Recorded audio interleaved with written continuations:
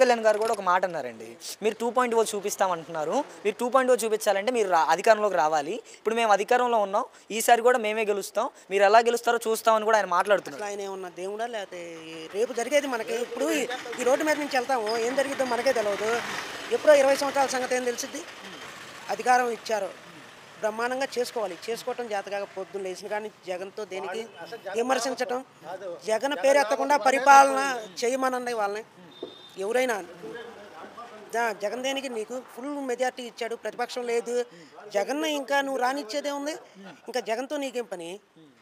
అంటే 2.0 గురించి ప్రస్తావన తీసుకుని వచ్చి చెప్పాడు కదా. పాయింట్ ఓ కానీ ఏదైనా కానీ ఇంకా ఇప్పుడు ప్రతిపక్ష హోదా లేదు, నీకు 11 మంది ఎమ్మెల్యేలు, నీకు ఇంకా జగన్తో నీకేం పని? 20 సంవత్సరాలు నీకు ఉండేవాడికి నువ్వు 20 సంవత్సరాలు ఉంటా అంటున్నావు. జగన్ తీసేయి, జగన్ అనే పేరు తలవకుండా నువ్వు పరిపాలన చేయి. ఆ రోజు నువ్వు కింగువి.